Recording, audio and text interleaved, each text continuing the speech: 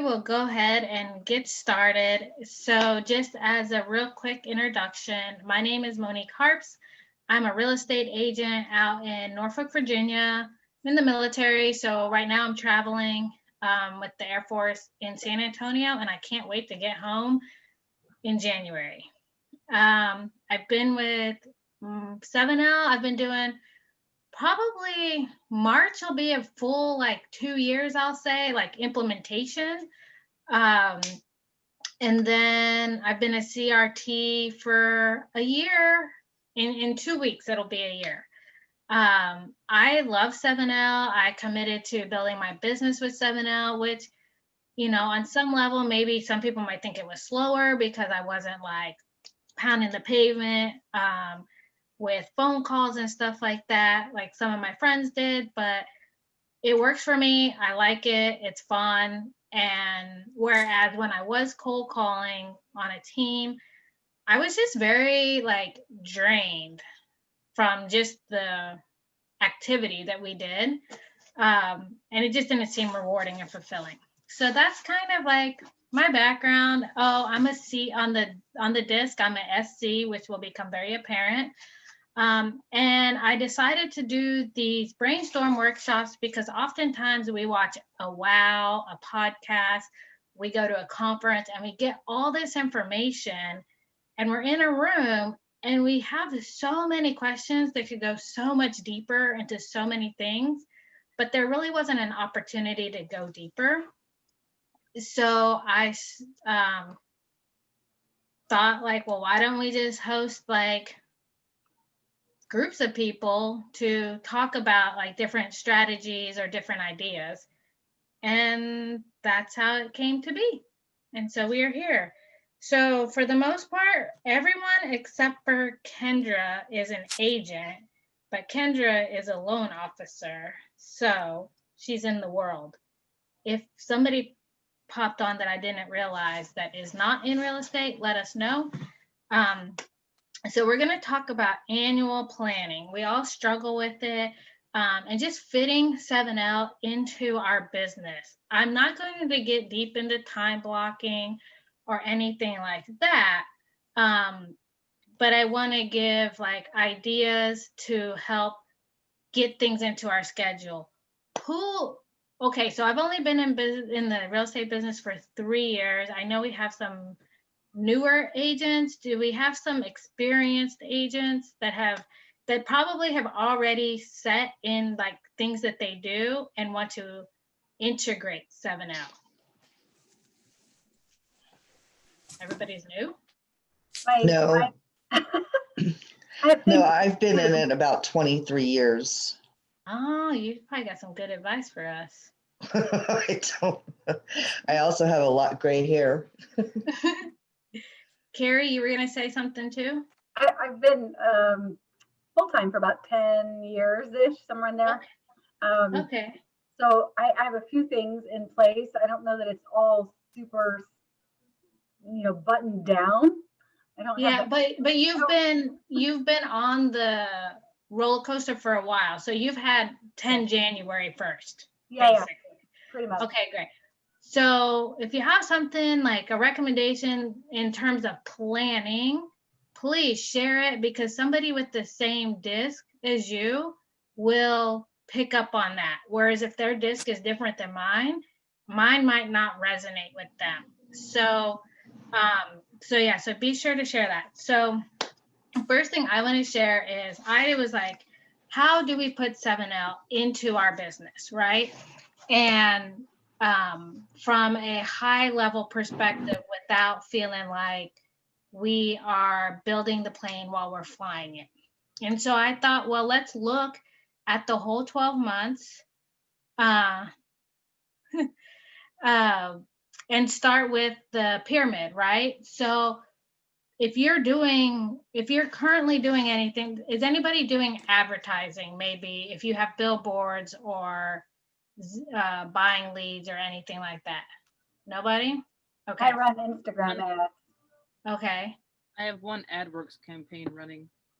Okay. So, assuming that you will keep those into the next year, what you might look into, I don't have any advertising, so I didn't really plan for this, is how does that fit? How, if you want to do 7L, how can you make those work for you from a 7L perspective? So if you were doing something that you could nail down a zip code, or if you could put in specific profiles like your friends and your family so that you can market to them. So for me, I do events. So if I could do an ad that specifically reached my database, then that's kind of like layering the 7L approach, because I'm trying to build my community and get in front of them any way possible. Make sense? Mhm.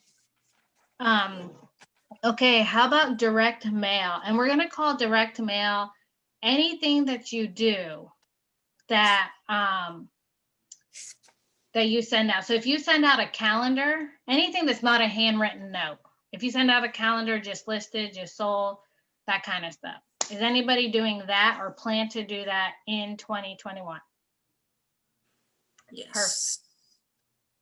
Go Yeah, ahead, I Carrie. don't-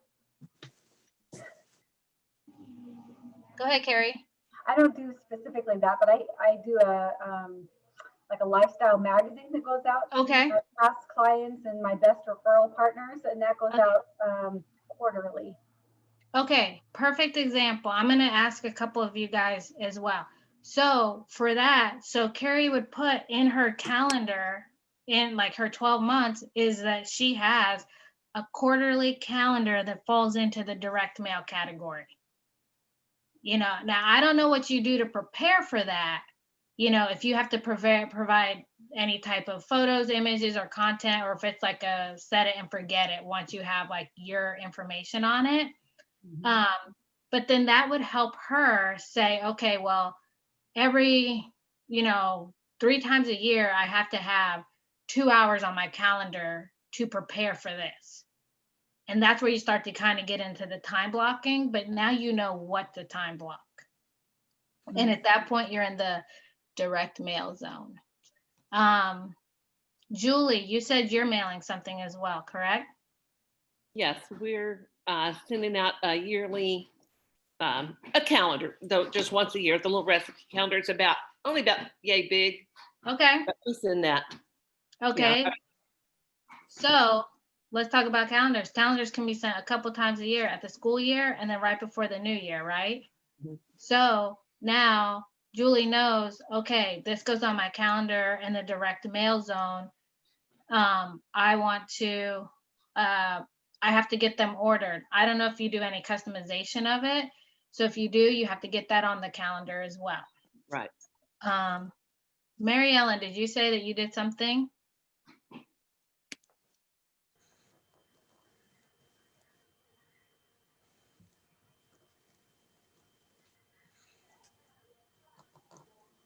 Sorry. I'm planning to. I just did some notes, obviously, but I'm Okay. planning to do some direct mail. What kind of direct mail are you thinking of? Probably something like a newsletter lifestyle type thing. Okay. And also calendars, something like a calendar, something Okay. useful. Okay. So great. Now, if you want to add even further for 7L, some things, and if this generates any ideas for people, let me know. In the book, he talks about your success stories.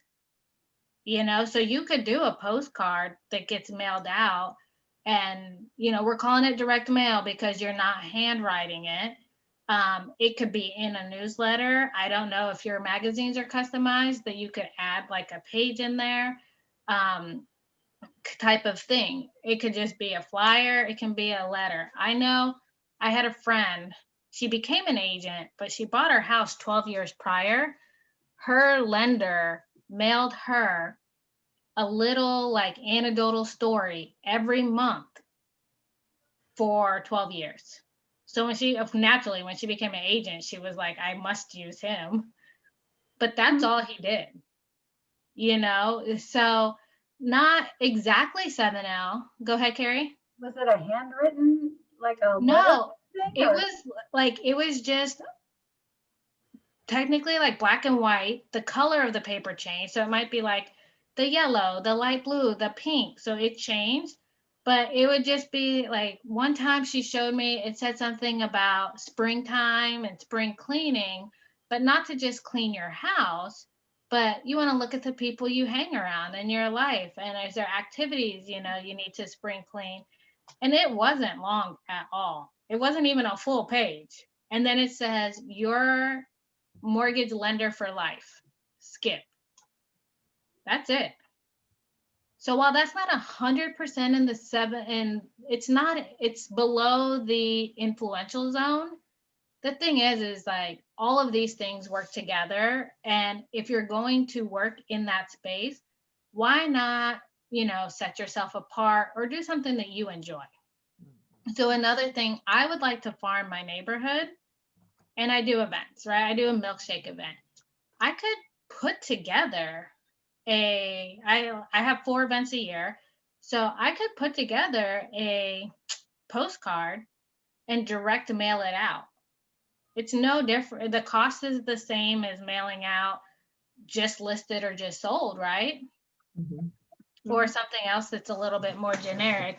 But that's how you can weave in the 7L into that aspect of it. And I would encourage in all of these levels, I know on some level, like actually marrying things that are already going on with what we're doing might be like, I might be dropping it on you and expecting, you know, but if you come up with ideas, feel free to share them in the Gen group, or if you're in my Facebook group, definitely share them in there because that makes me extra happy. But yeah, Monique, I have a question. Yes, Denise. How are you handling events this year with COVID? Okay, so I am not somebody who is locked up in my house for COVID, right? Because my level of comfort with it is different than other people. I believe that I will operate to my level of comfort and give them the option to respond accordingly. So if I decide, I had my milkshake event in person, I will tell you, it was a very different, the people who attended were different than the people who attended last year. So I noticed that difference, and I only had like 10 less people.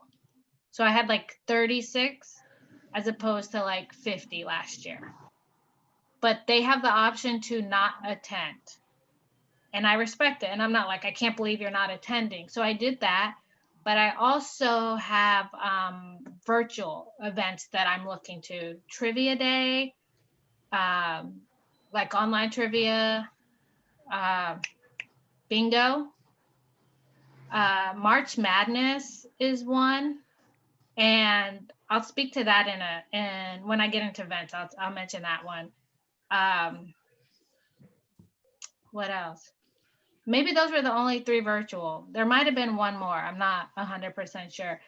But and then if there is like I do a food drive, right?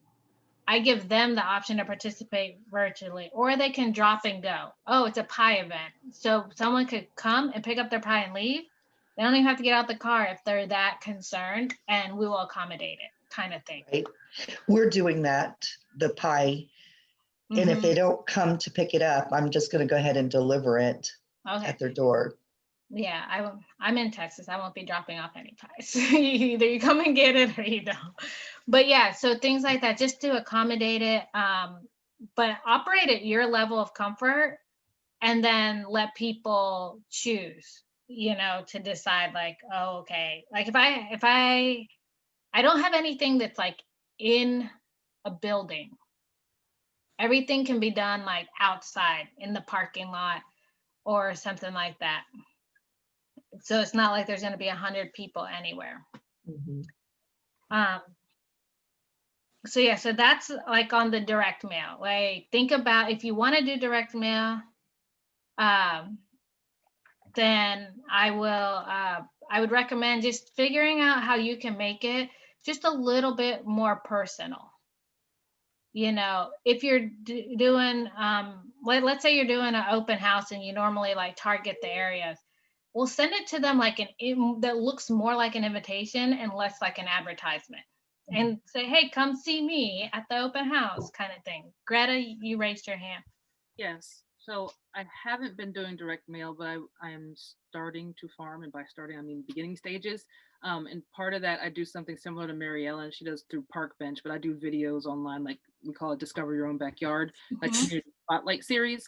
And I'm thinking to do mailers to one that we did was little free libraries. So to the neighborhoods around the people that have these little free libraries, and make the farm, you know, if the numbers work out. But another thing that I've been considering is I go on walks. I've made a determination to walk every street in my city, getting some exercise and getting to know the neighborhoods. And as I'm walking, I like see, especially for Halloween, I'm like, I should just send, I keep telling myself I haven't done it, but I'm like, I should send them like just a little note. I really enjoyed your decorations, made me smile. So we have Christmas coming up because I just missed the boat on not doing it for Halloween. But I'm trying to think outside the box where I would specifically be sending a message that's not generic to like a homeowner. Yeah, that sounds great. And that could fall into like a handwritten note at that point, because it's directly to the house. But if you were doing something direct mail, what if you sent out something that was like these within, like, so let's just take, I don't know if you have a big zip code, but let's just take like if you were to say, oh, this mile radius, like this is what you can do for the holidays, like this is where you should go for cider or hot chocolate or lights or something like that. So it kind of blends the marketing aspect, the advertising type stuff, with something that's more personal and closer to community for them. Going to electronic communications. This is a good one because it's so broad. Oh, real quick, direct mail. If you're going to do it and it's not related to your activity for buying and selling, you can put that on your calendar for the year, right? So if it was me, I have 4 events. I can do 4 direct mail campaigns, 4 of invitations. So what that means is like I need to take time to design the invitation, the mailer, get time to set it up, to get mailed, get it printed. So I have to put time to figure all that out. And so that goes on the calendar where you get into the time blocking business. Electronic communications, right? We all love these, right? Newsletters, Facebook, Instagram. Pick the ones that you want to do and leave the ones that you don't want to do. That is very important. You do not have to do them all. You don't have to do any of them, to be honest with you. We all know successful agents that don't do any of them. So, but have a plan, whatever it might be. So one of my electronic communication plans is having these workshops or these brainstorms. They happen one Monday every month, and it just happens to be the Monday after I do my reserve duty. And they'll be at noon. All that goes on the calendar. So then, you know, I can figure out now, okay, I have 12 of them. What will we talk about? Will I wait to figure that out as we get closer based off of things I see people saying or doing? Or can I plan them in advance and get them out to you guys, right? But you can do that with your sphere. You know what you're going to be planning for the year. Do you want your success stories to go out once a month? Put it on your calendar. Do you have a newsletter that goes out once a month, once a week? I have a little update that I want to go out once a week. And it's very little. And therefore, my name goes in front of my people once a week. What will I put in that little newsletter? My upcoming events, something going on in the community, maybe something about a charity. That's my way of making it more personal and less just automatic out of my CRM. Does anybody do anything on a regular basis electronically? And I'm not talking about getting on Facebook. No, go ahead, Carrie. I have an email newsletter that goes out once a month. Okay, and like what types of stuff do you put in it? It's like decorating ideas and ways to get your house ready for the market, general market information in our area. Okay, now do you see a way how you could at least maybe add one section or something to help build the relationship with the people that you're sending it to, whether it's inviting them to something, to an event, or sharing like your favorite holiday decorations or something like that. I'm using the holidays because that's where we are. Yeah. But because everything else is something like Arlene could send out your same email. Yeah. There's nothing that sets it apart to say, hey, I want you to know me more and I want to know you better. Arlene, were you going to say something? Yeah, our company sends out, well, they set it up, and just like you just said, I'm thinking, man, I can't personalize it, but it is a monthly market update, basically, to all clients, and literally they can do a drop down and click whatever city or town that they live in and get the full update. And it does go automatically if I've got them set up for that particular email. And so I don't think there's any way that I can tailor it. You just made me think about that, go, I typically get responses back from my clients all the time on it, but it would be nice to tailor it specifically to them from me. Well, it's something you might consider going into 2021 is, well, you can send out your own email once a month. And maybe you send it 2 weeks after that one. And it makes it a little bit more personal or unique in a way. So let's talk Facebook and Instagram. I'm not an Instagram user, but I know you can do some similar things with the Facebook and whatnot. If you are a Facebook user, right? I'm going to talk Facebook because that's what I know. If anybody has anything else that they know about and they see how they can like make it more 7L, chime in, please. So with Facebook, if you have a group, and groups are important because it allows you to have some element of the business features with scheduling your post. You could have a group where you're inviting your people to throughout the year, right? And then you can post like your events, you can post like your favorite recipe, you can start to build into that. But when it comes to scheduling, you just back up and say, okay, this month, these are the 4 posts I'm going to do, and you can schedule them, get them created all in one sitting. Now, once again, you do not have to have the Facebook or the Instagram to be successful. I think it can help, but I don't think it is required. I know an agent who does 50 deals a year and her average price is about 500,000. And I asked her, I said, so what do you do with social media? She's like, I've been thinking that I should do something with that. And I was just like floored, like, what? I'm never using it again. But it is handy. You can, from a 7L perspective, how we grade our databases. Well, you can grade your database in Facebook and put people in categories of A, B, C, right? And then you only see your A's, B's, and C's.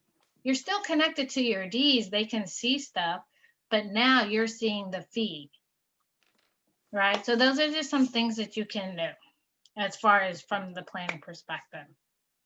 Handwritten note. Go ahead, Carrie. What's the name of your Facebook group, Monique? Oh, it's Referral Mastermind Series -CRT Monique Harps. I'll send it out when I send out the video. And then you have another group for your past clients, friends. What do you call that one? So for my friends, so I haven't like officially added anybody to it, but mine is going to be called the Crew of Generosity. Okay. And the reason for that is I spent time in Mississippi last year for Mardi Gras. And crew, they have a lot of crews, and it's spelled KREWE, and it's just like a group that celebrates Mardi Gras, basically, and then they do stuff throughout the year. but yeah, so that I just wanted to bring that back, and there's elements of it that I want to, do with my group, and so I called it Crew of Generosity. Cool. But there's some people, one lady, Christina Bentley, calls hers Bentley's Neighbors. Keep it simple. It doesn't have to be like fancy or anything. Some people have cool names that are like catchy, like Toral's Tribe. That works, So one lady has the Happy Farm. She does emotional intelligence coaching, and they're called the Happy Farm. Cool. So yeah. So getting out of electronic communication when you're planning for the year is going to be around like newsletters, because that's what's going to take your time. Or if you plan on doing something in Facebook, like let's say you're doing a Halloween costume contest and everybody needs to put their pictures in Facebook. Well, that's electronic communication, or you want to make sure that you post once a week in your group, or anything that you do strategically in your group that's going to take your time, you can put that on your calendar, whether it's daily maintenance or projects, if you will. Handwritten notes. If you guys watch the video with myself and Angela, you can do handwritten notes a whole bunch of ways, right? So for me, I like to do campaigns where I do mailings so that people hear from me. So I love Valentine's Day, like those little Valentine's cards. So that's what I'm sending out for Valentine's Day to everybody. I'm not writing a big note. I'm going to sign my name and write their name. That's it. Instead of lemonade, I'm going to do Laffy Taffies. Something about jokes and laughter is the best medicine, or something of that nature. And then calendars, of course. But I can put that on my calendar right now. They all take time to prepare, and I can do that. So that gets my handwritten notes part done. Does anybody currently write handwritten notes today, like on a daily basis right now? Because that's kind of how Angela does hers. Yes. Okay, so for you guys, it's going to be more of a daily task for you, right? So you might put that on your calendar as a task, right? Because that's the big thing with planning. You don't want to come out of it. You don't want to wake up, like, if you know you do letters, Denise, you know that on February 13th, you're going to write letters for 20 minutes or an hour, whatever it might be. That's not a surprise. So you shouldn't wake up surprised or thinking, what should I do today? It's because it's not. Like, next year is not a surprise. Your business, the amount of business you do can be a surprise, but what you do to get your business isn't a surprise. Right. So decide if you're going to do handwritten notes, decide how you want to fit them in your business, and then put them on your calendar accordingly. Another way, another thing for handwritten notes that we don't really talk about is if you just do them from a perspective of like, oh, I had this meeting with so-and-so, so I write them a note, probably not going to be able to fit that, like schedule that down to like, 3 minutes on this day. Like, you can't predict that. Just get them done at that point. Phone calls. This is fun. Does anybody do any type of, Carrie? Can I go back just to the meeting with somebody and then writing them a note? Yep. One thing that I found helpful is that I keep little thank you note cards or just blank inside note cards in my glove box, and I stamp them, and then I can write them when I get to the car, and then I drop them in the mail. So smart. I should be like you when I grow up. When I get home and I sit down, I will forget. Yeah. As soon as I get in the car and park it at the next place, I've already forgotten. Right. Yeah. So if you keep it in your glove box or your console, you've got it ready to go. Yeah. Awesome. How about phone calls? Is anybody doing cold calls at all in any way, shape, or form? Okay. If you know somebody who is calling strangers, one thing they can do if they're trying to get kind of in the 7L space is have something to invite them to instead of asking them, do they want to buy or sell a house? or if they know anyone, right? So I told a friend of mine, she wants to farm her neighborhood. So she's like, oh, I'm sending them this. I said, you better send them an invitation to your impromptu food drive in your driveway, right? Because like, how easy is that conversation? You're like, hey, we're having a food drive at 123 Main Street from 1 to 3 on Sunday. Drop it off, instead of, yeah, I'm a realtor in your neighborhood, and it's just, if there's anything I can do to help, kind of thing. So if you run into anyone who's cold calling, that is a way to marry the two. If you're farming or want to farm like Greta, a way you can marry 7L in is to, I used RedX to get the phone numbers for my neighborhood. Real quick, if your screen says Cynthia, Yosha, whatever the rest of the last name is, type your name in the chat box so I know to get you the recording of this video. Because only, I'm going to send it to the people who participated. But back to the calls. So then I got mine from RedX, my phone numbers. But then I can call. I brought an ice cream truck to the park. And so I can call and text those numbers and say, hey, we're having an ice cream truck in the park, whatever. And then it says like Monique Harps, eXp Realty. That's it. Right? So that's a way to make it 7L.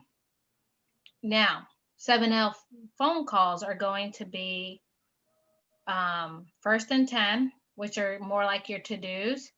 So if you can block that first and 10 time on your calendar, and it doesn't, I guess, if you really think about it, it doesn't have to be the first phone call you make in the morning.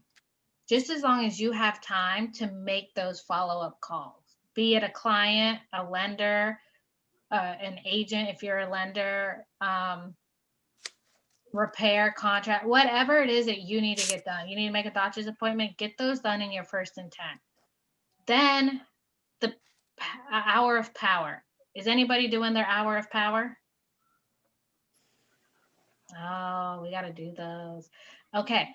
So to do those, I looked at my schedule, and to do 1 hour every day doesn't work for me because it says do 1 hour 4 times a week. That doesn't work for me, right? So I have had to look at my calendar and be like, well, what can I do? I could do 2 hours, 2 days a week. So look at your schedule. And as you start to build your schedule, filled with like the activities that you need to do to be successful at full execution, it's going to take on not a life of its own, but it's going to take on a pattern where you're going to see, you know what, the Fridays are just really bad for calls. I probably shouldn't schedule it that day. But do that. If you need to just sit down and call for 4 days, do it. I'm not going to get into the grading of the database here, but once your database is graded, if you actually assign people like days, you'll see that you don't really have to call that many people each day, right? Because if you're calling if you have 150 A pluses, which if you have 150 A pluses, high five to you. And you were calling them every day. If you called them every month, that's only 3 people a day, each day. 4 if we're talking about Monday through Friday, right? But then I know if Greta, Denise, Laura, and Mary Ellen are my 4 that I call on the first Monday of the month, I just call them on the first Monday every month, and I can just cycle them through. And then so if you want to add people from like your C's and not your D's, but your C's, like family, they get called once a year. So if you have 1,000 friends and family to call, you're looking at like 3 or 4 a day max. So, and I use maximum numbers there. But if you go into yours and actually look at it, you probably don't have that many to call, right? I mean, I have like only 600 numbers in my phone So even if I called them all once a year, that's only 2 a day. So if you don't have, who doesn't have a graded database that I can see? Mary Ellen, you're on mute. I'm in the process of grading. Awesome.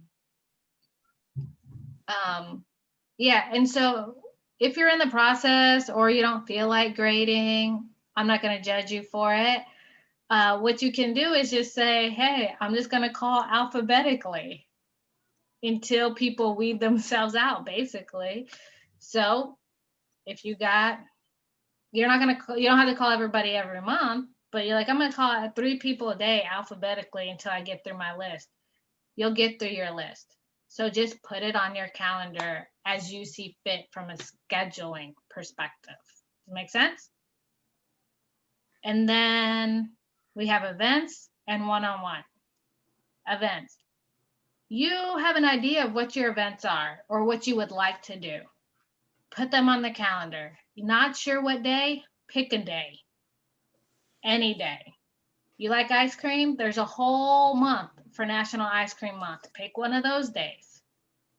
You like pies? There's lots of months for pies. You can give pies away on 4th of July, Thanksgiving, Christmas, National Pie Day. Like there's plenty of days. But think about that now. And what I would like to warn against is don't put things that you want to do, but it's a lot. So like if you went and you heard Michael talk about events and you need to have 3 big events and 4 small events and 100 one-on-ones, that's a lot to take on in the first year of implementing. So start small.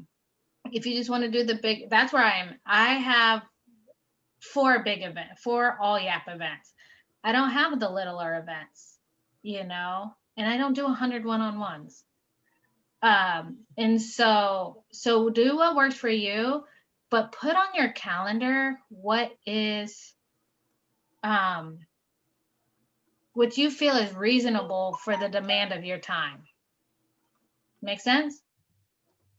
So from an event perspective or seminar, does anybody have some that they're looking to put on next year? Well, we were planning on doing a movie night. Okay. So there's a theater that we can rent, and we postponed it because of COVID, but we're going to do it next July. Okay. The Wizard of Oz, there's no place like home. Nice. That's a good one. Anybody else? Specifically, if you're doing any events for the first time, like Julie? Yeah, my husband and I work together. We're going to do remember the taco. We're Texans, but we live in Missouri. So we're going to do a thing with Tex-Mex food and have our friends that people come, and haven't figured out everything we're going to do, but that's okay. A get together. We want to do it the first weekend in March for Texas Independence Day, but with all the crazy gathering rules that we have, I'm not sure. I think we can make it work still, but we may do it at our house. We might have it somewhere else, but we haven't done it yet. So I've already got a little logo for it and everything. So yeah, I'm excited about that. So we're going to use your taco day for an example. So now she knows that she's doing tacos, and yes, it's for the first time, and she has a date. And so that goes on the calendar as part of the planning. Then you back up into that and say, what do you need to do? And put that on the calendar, create the invitation, send the invitation, send whatever. And honestly, for the smaller events, you could do that easily for 2 hours a week for 6 weeks and have a successful event. Like work on your event for 2 hours a week. So that's kind of the deal with events. If you can get them out there ahead of time, and lo and behold, as soon as you make your calendar, you're going to get this great idea for a new event. You don't have to put it on your calendar. You can save it for next year. So give yourself that type of permission. One-on-one. Anybody doing one-on-ones virtually or in person? Greta, does anybody want to add one-on-ones? Okay. So this is one of my favorites because they're easy to me, I find them easy to set up using Calendly, but pick the time that you want to do your one-on-one. You know, the book says pick a restaurant or whatever, a home court advantage. Everyone's home court advantage is Zoom right now, right? And so figure out, do you want to do them multiple times a week, once every other week, once a month? And how many do you want to do? Because that determines how much time. Do you want to do them for 30 minutes, 45, or an hour? I do mine on Thursday mornings in person at Panera when pre-COVID. And then post-COVID, I will probably alternate and do every other week at Panera and then do 1 week at Zoom. So, Carrie? Can you run down for us what it is that who are you meeting with, and how does your meeting go on a one-on-one? Yeah, sure. Mostly other business owners.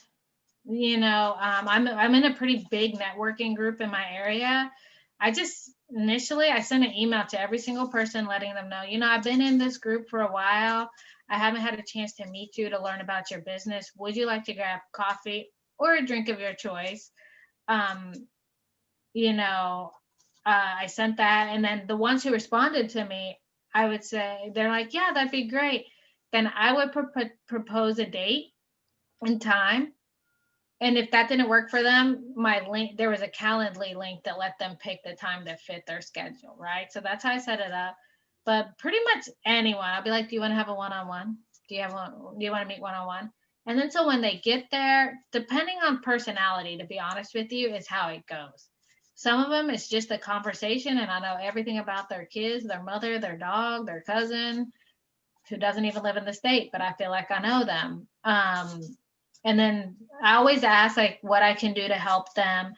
And I get looked at like a deer in the headlights because a lot of people don't know how they want help outside of send me business. Does it make sense? So to that, I say, make sure you know how people can help you besides just sending you business. There's a couple of podcasts. There's one about when we get to December, Michael will probably start talking about December to remember, and he's going to talk about calling and one-on-ones with like your top people.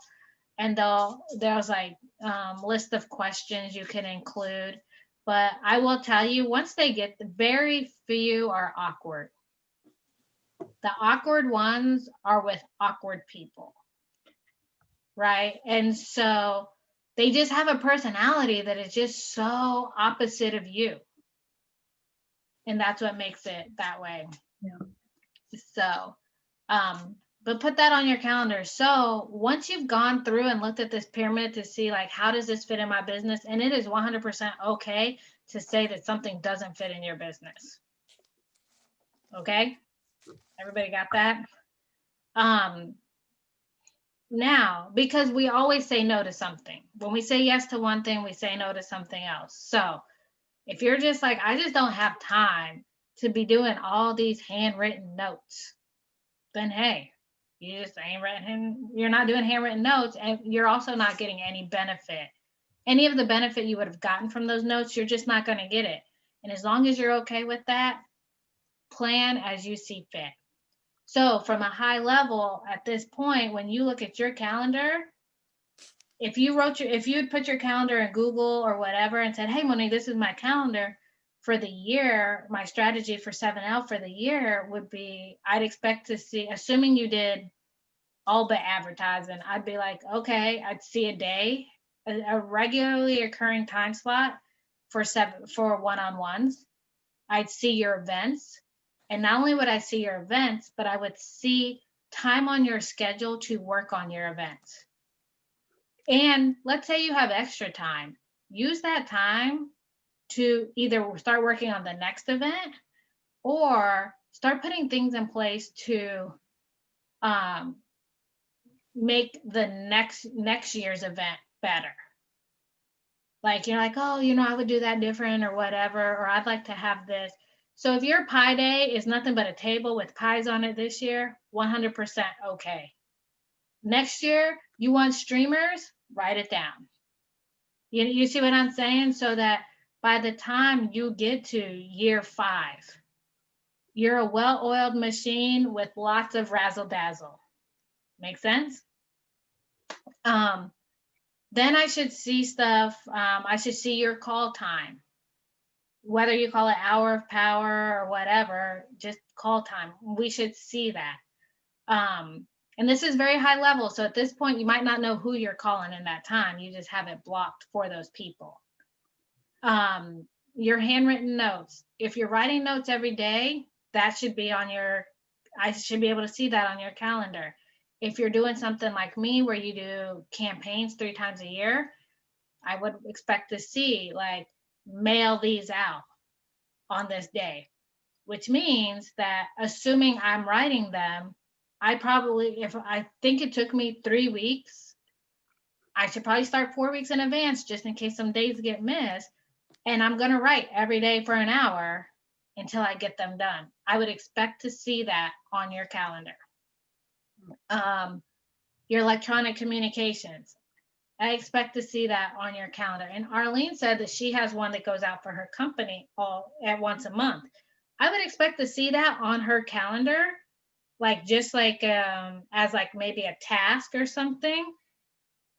Because what that says is that is a point in which her people are being touched. Make sense? And then your direct mail. If you're doing any type of direct mail, whether it's related to an event or something else, it is on your calendar. So now you have this plan. Your next step, which we're not going to dive deep into, is what does that look like from a budget standpoint? How much is this going to cost me?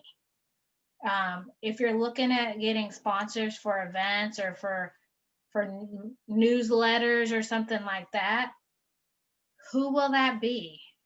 So you can start, now that you've done the high level, you can start working into the details on that. And if this is your first time doing it this way, then it's going to be a little bit more challenging. But I promise you next year, way easier. If you have a notebook, write it out, write details, of ideas. Keep an idea list for you. Like if you're having a pie event, like what do you want to do next year? Or what did you see? What do you want to consider? Those types of things. So are there any specific questions that you guys have about implementing the 7L into your annual strategy? I do. Well, like I am, I've already started planning my 2021 year, and I've never done it. Well, I've done some events, but I like your milkshake it up event. I want to do that. And then the Love You Latte event. Those are the 2 events, kind of like to invite my database or top 25, top 50 or whatever. So, but my question is there, I know I've listened to Michael on the podcast talk about how to plan the event, and there's something out there like a calendar on how to plan out that event, a timeline. You talking about the All Yap calendar? Maybe so, but just how to plan out an event, like, okay, because I know so many, you don't want to wait to the last minute, and so many months in advance, like, okay, get in touch with like just a kind of a timeline of when to get in touch with who, and send out invitations, and when to call people, when to text, when to, so it's that planning an event calendar. Okay, So I'm going to give you a couple of things. And right now, give me 1 second while I look. I'm going to put the link for my Facebook group because I just asked somebody that question. Okay. They weren't able to make the call, which I thought was a bummer, but I understand people got business to do. Right. But she kind of broke down for her pie event, like what she does. So first thing is there is a calendar for the All Yap. I will try to find it. I know it's in the referral library, but I'll try to find it for you. Okay. And then the other one is he has an event mastery class that's like a Maybe 6 to that's 8 week class, which if you ever get a chance to take it, I promise you, it's to me best return on my investment of anything I've done with 7L. okay. And then of course there's some like earlier podcasts before the Daily Dose started of different types of events. So I know that there's at least 1 or 2 for I Love You Latte. Okay. Did you go to RMS? No, I did not. Okay. Well, in my Facebook group, I posted my video for planning the milkshake event. Okay. Great. So was this helpful, like to help you guys plan your year with 7L? And then don't forget to plan your life in there. I meant to mention this very first. If you don't want to work on Tuesdays, don't work on Tuesdays. Plan everything around Tuesdays, right? My goal is if I'm working after 5 o'clock on real estate or on the weekends, showing houses, listing appointment, or writing offers. That's it. No lead gen.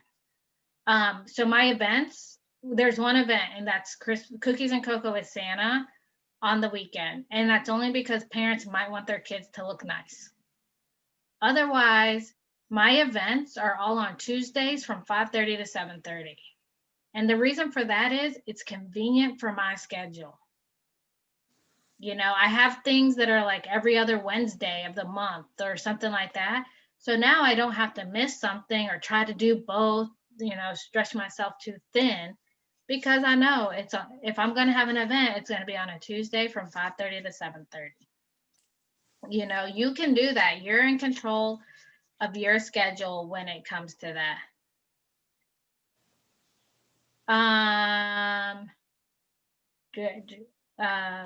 Ma'am, I do not know how to say your name, but I posted the link. Oh no, I guess it only went to Mary Ellen. I'm sorry. There you go. Everybody should see the link now. Thank you, ma'am, for bringing that to my attention. And then, thank you, Draga. Thanks. Even my doctor's appointments, like eye and dental, things you're gonna do like once or twice a year, I just blocked the whole day off and scheduled my appointments for those days. Who would like a 4-day weekend every month? Who's scared to take a 4-day weekend every month? So, courtesy of the United States Air Force, I have to take a 4-day weekend every month. So there's one Friday and one Monday of every month that I do not, I can't show or attend any type of in-person thing. I work in a cell phone free building, so it makes it hard to work. But if you want that for your schedule or once a quarter, put it on your calendar and plan around it. So schedule your doctor's appointments in advance. I have my dental appointments for the whole year, and I got to pick the day and time because they haven't started booking that month yet. You got kids, when their sports activities are or their dance stuff practice is.